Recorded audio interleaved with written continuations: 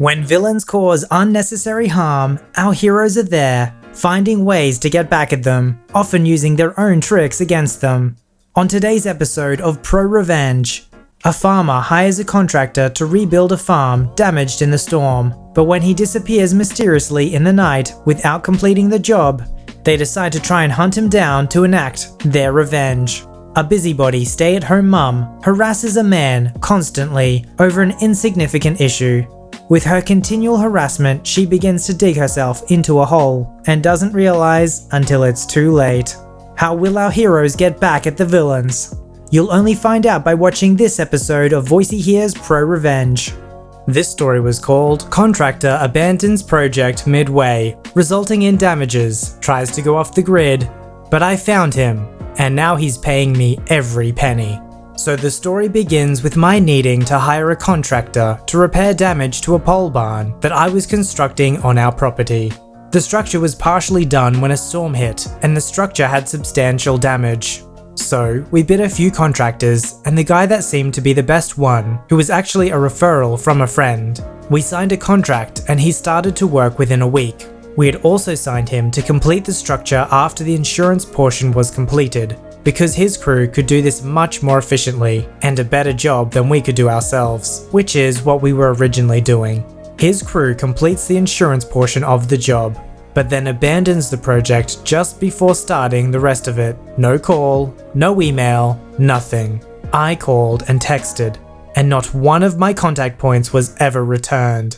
At this point, it was late December, and we thought maybe he and his crew had holiday plans, but would resume right after. Then another windstorm hit, and his crew hadn't braced the partially completed structure correctly, and it almost collapsed again. I tried for 2 weeks to find him. I even drove out to the address on the contract we signed, which ended up being a house on a rural road, next town over. I knocked on the door, seeing his car there. No one answered. I stopped by his house several different times, trying to catch him. The last few times his car was no longer there, but the work truck of another company was. Wanting to know if he owned the house, I pulled up the tax records for it in the county it was in. Name on the house was not registered to him, so sounds like he rented or at least was staying with a friend. The company info on the truck was registered to someone unrelated and not on the tax records. The tax records showed that the actual taxpayer of the property lived elsewhere. Here, where I live, the property owner name is listed, and if they do not actually live at the property, such as in using it for an investment, their address that would have the actual tax bill sent to is also on there. Given that knowledge, I pulled the court records for him to see if maybe he had been arrested or if there was any other info. What I found was about 30 years of driving offenses, including a lot of DUI charges and other records. At this point, I figured he was long gone, and being as I hadn't paid any money to him for work that was not complete, I would just move on. At least until the structural engineer I hired to assess the damage to the work that was done stated that the structure had to be started over on that part. And the building materials that the contractor had left scattered around the job site were also unusable due to being left improperly stored. I had hoped that the structure could just be pulled back into place and resecured, but I was told this is not the case. So began the bigger drama and my determination to find him. So far, his negligence has cost $1,200 for a structural engineer opinion. Our insurance company paid for a second opinion because they didn't like what ours said. $2,500 for insurance deductible to the newest contractor hired to repair the exact damage that happened 3 months prior, and $7,000 in materials that his insurance company refused to cover or pay for. And my insurance policy on the project did not cover either. The adjuster for his insurance company said that he was able to locate the contractor, but refused to give up any information for him directly. That, and the fact that the project wasn't finished, had detriment to my farm and boarding business, because 2 of my pastures that were connected to where the building was sitting couldn't be used. This limited my ability to use natural pasture grass in summer months by rotating pastures for each herd, and I had to purchase hay, which gets quite expensive. By the time the building was completed, and I could get my pastures back to normal, I had losses of over $14,000 because I didn't know where he lived I used the only address I had for him to file for claims court, which here has a limit of $15,000. The court documents I served came back undeliverable. This meant that I was kind of stuck because a court date cannot be scheduled until all parties are properly served. But how do I find an address for someone who doesn't seem to register for any particular address directly?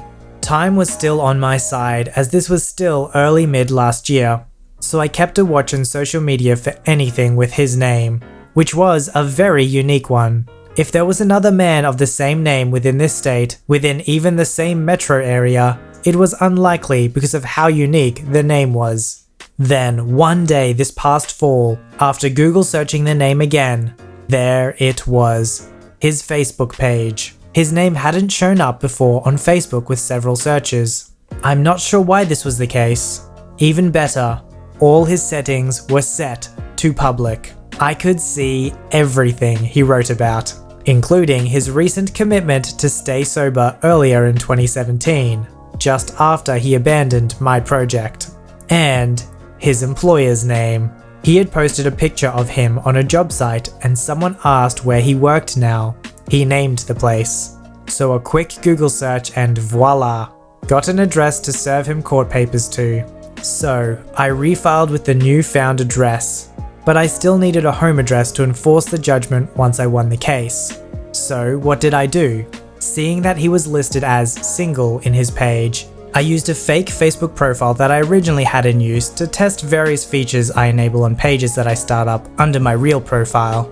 Truthfully, I only used that profile for that purpose to make sure the settings I put in would truly work, but now it would serve another purpose, getting this guy to give me all the information I needed, playing on his being middle-aged and single. To create my alter ego, I found a website of a cute blonde lady in her 40s, so as to not be too young for him, since he was around mid-40s himself. And I just yanked the pictures. I only set one to the profile photo, and would use the rest if he asked for more.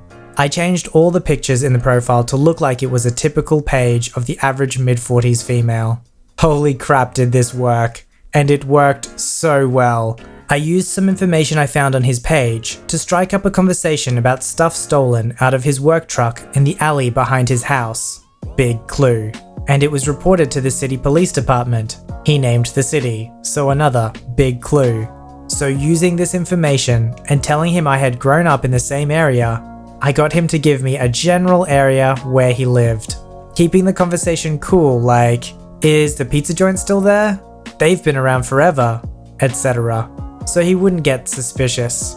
Thank goodness for Google Maps giving me a better idea of the area so I could talk about it like I did in fact grow up there. In reality, I have only ever been to that city twice, and other times drove through on the way to somewhere else. I was able to narrow down the area he talked about, and using that info, I pulled the police report records from that city. There were 3 reports done within the same area on that same day he reported. So, using that information, I pulled the county tax records to see who owned the houses. I found 3 houses within that area that could possibly be rentals since the owner name and taxpayer billing address did not match. This could be a long shot to find the person, but I didn't have anything to lose by searching. Just as I was about to call the homeowners to see if anyone by the name of the contractor rented from them, he posted some info on his page that made the calls completely unnecessary. He posted the name of his roommate in a status update, who I then check out the profile of. The profile lists the roommate's landscaping business. A quick Google search of that business name and bingo! His state business registration address matched one of the 3 addresses I suspected to be the rental house. So now I have his home address. He had already been served at this employer's address for the court date. Fast forward to the court date. He didn't show up, which I suspected he wouldn't, so I got default judgment. Between serving him papers and the court date passing, the Facebook profile I was using to talk to him was helpful in getting info out of him about his life, his job situation, how much he made per hour, me feigning knowledge about what construction trades paid, and the fact that he was looking at changing employers. He even told me the name of that employer, so I was armed with info should he decide not to work with me. He played right into my hands. Once I got the official judgment from the small claims court win, I decided to contact him myself on Facebook using Messenger. I sat down and wrote out a whole paragraph to him, first typing it on Word so that I could print it out and edit it, and have my husband read it as well. I wrote that while I was angry at him. I was going to give him one chance to work a deal with me, rather than using our State Department of Revenue play collection officer for me. I hate dealing with our State Department of Revenue. They make the IRS look like Sunday school teachers. But if it came down to that, I would. And they would start garnishing his wages. And here, they take 25% of each paycheck after taxes, and have the person's employer do it for them, and then send it to me. However, I hate letting the state be the middleman, because they just complicate things.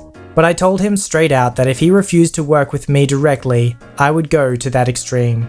I told him that knowing he has had struggles, I was willing to work with him directly, and give him an opportunity to offer a monthly payment amount that works for him and his budget, rather than have the state decide the amount for him. To shorten this up, he replied, agreed, signed, and had notarized a monthly payment agreement, complete with a list of manual labor tasks that he could use in place of a payment or two to help with some projects on my farm. I know that the hero of our story has property and works on a farm, but it sounds like her true calling is private investigation work. The way she so thoughtfully took each action to track this guy down was masterfully done. Even to the point, and I don't advocate doing this, creating a fake persona to talk to him on Facebook Messenger to get the specific details she needed as that last bit of information to finally serve him the papers. You can tell she's a pretty genuinely kind person too, because even though she got screwed over, she even decided, you know what, instead of letting the state screw him over, I'm gonna work out something with him personally because he's had struggles in his past. This story was called Busybody Stay-at-Home Mum Neighbor Harasses Me Until My Restraining Order Kicks Her Out of Her House. I lived across the street from a very bored stay-at-home mum whose excess idle time turned her into an insufferable busybody. Her husband backed out of the driveway and slammed into my roommate's car, parked on the curb. He apologized, gave us his insurance info, and took care of it. He was never a problem because he accepted responsibility for what he did. His wife, however, demanded that we never park any cars at the curb again, because we can't get out of our driveway otherwise. The street was very wide. She was just completely unable to accept that the accident was her husband's fault, and figured we were somehow responsible for it. Ergo, we were responsible for preventing it in the future. We told her that we would avoid parking there whenever possible, but that we still had the legal right to park on the street, and that, if necessary, we would still do so, and that it was her and her husband's responsibility to avoid hitting other people's legally parked cars when backing out of their driveway. She wasn't happy with that answer, but she told us we better stay out of her family's way, and stormed off. One day, she came storming over, banging on the front door, cussing us out. We got her on security camera saying, "If you don't move that frickin' car in the next 10 minutes, I'm going to frickin' total it with my truck. It'll be your fault, and you'll have to pay for the damage to my vehicle." To this, I simply responded, "I don't know whose car that is, but I didn't park it there. I have you on camera, so if you do anything to that car, I'll have to call the police and hand over this tape." She then threatened to sue me for invasion of privacy for recording her, and still insisted that we move the car. Even though it wasn't our property, we just ignored her, and she did not do anything to the car. We did keep the recording though. A few weeks later, I had a friend visiting from out of town. He parked his car on the curb and then started unloading some stuff from his trunk. She came storming out, screaming and cussing at him. "I have told you repeatedly, never park your car on this curb. If you don't move it, I'm going to frickin' total it, and you can pay for a new gosh darn car, as well as the damage you do to mine." He tried to calm her down and asked if there was somewhere else he could park, and she replied, "You can park it in hell, because that's where you'll be after I kill you." Unfortunately for her, he had his dash cam running the whole time, and it captured everything. He called the police and she was arrested for threatening to commit vandalism and for threatening violence. A few days later, she left a long-winded hate letter in our mailbox. It was written as if it were an open letter from the entire neighborhood, and it basically said that nobody knows who you are, and everyone wishes you would move away, and nobody wants you living in our neighborhood. Thing is, she forgot about the security cameras. I took the video of her opening my mailbox, which included her taking all of our letters out of the mailbox and rifling through them, and I gave them to the post office.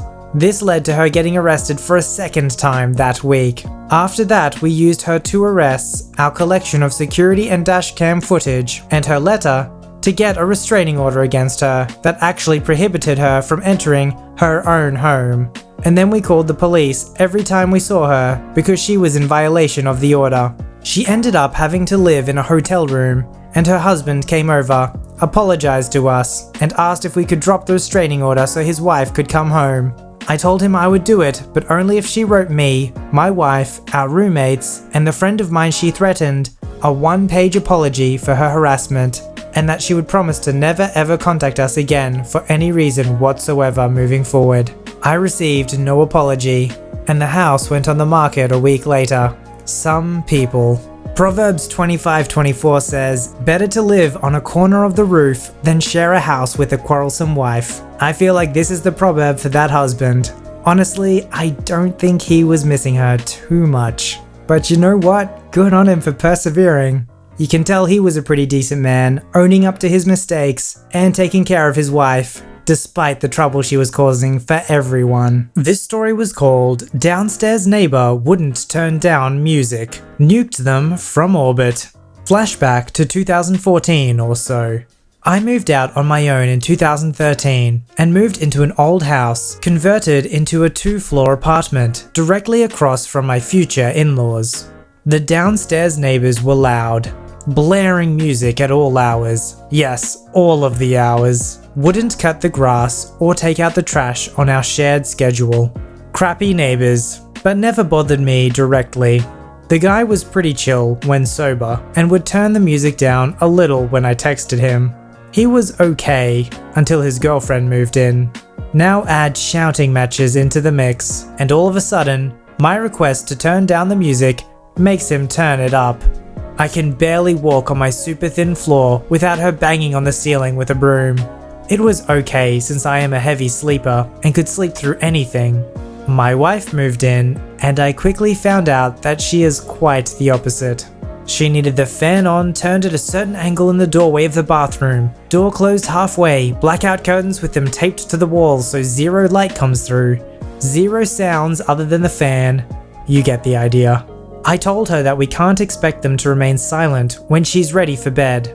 We need to be reasonable, but the wall rattling music needs to stop during the night. She hated it during the day, but I told her there's nothing we can do then, so she would go to her parents' house a lot during the day. I talked to the neighbor guy. He said, "Yeah man, that's cool." But it turns out the girlfriend wasn't having it, and his attitude then changed to, "Yeah well, it's our house, so you can go F yourself if you think you can tell us what to do, and you can move out if you don't like it." Something definitely had to change once she was pregnant and the baby came. So I did the only thing I could. I fought fire with fire and maliciously complied with the law to the T. I could only report them for noise after 11 p.m. I now forget the morning hour when the noise could start, but I believe it was 9 a.m. My dad had these huge old concert speakers in his garage. Professional grade, black leather bound, 5 feet tall, 3 feet wide, and a pretty nice vintage stereo amp. He has 2, but my apartment was so small I sadly only had room for 1. We replaced our coffee table with this thing, laid face down onto our thin office carpet. Tired of his crap tunes, I tested this Geneva Convention breaking device when they weren't home. Holy cow. I had to take everything down from tables, counters and shelves because they would shake off. I prepared audio files to feed the stereo. I was giddy like a kid with a new Christmas toy. I turned it on when I left for work and got my wife up to send her to her parents. I came home from work and hung out at her parents until it was close to bedtime. They resisted for 3 days. On day 2, I found a pile of manure on my doorstep, but it didn't faze me. I cycled between sine, saw, square waves in clashing chords, marching music, Washington Post March on loop, preaching clips. These guys just weren't atheists, but outspoken anti-Christian, so it was a must. The most stupid songs you could think of, Captain Planet theme song, chicken dance, etc. This poor old house rattled in ways I didn't think possible.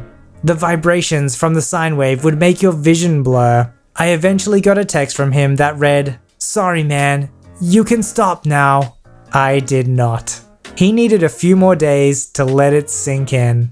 Plus, I had so much fun putting it together. They complained to the police and the landlord. There was nothing they could do since I wasn't doing anything wrong. I didn't even hear music during the time of peace to follow. It was so quiet. They would build up their courage and try again every few weeks when I wasn't home, but my wife was. I then showed her how to tame the beast so she could let it loose while I was away. I had to give them a spanking every now and then, but they learned. They were so happy when we moved out. The problem with basing laws around a social contract is that you get situations like these, where there's this mentality of just, well, if you don't like what I'm doing, you can always leave, rather than respecting the property rights of the individual. And it all stems from entitlement. It's this idea that I don't respect your property rights. If you don't like what I'm doing, well, you have to move. I'm just glad the hero of our story was smart enough to use those same rules against him. And you know what? If he doesn't like it, he can always move, right? If you'd like your story to be narrated by me, don't forget to visit the subreddit r/VoiceyHere, link below. Don't forget to like this video and subscribe if you'd like to see more. Alright, I'll see you in the next one.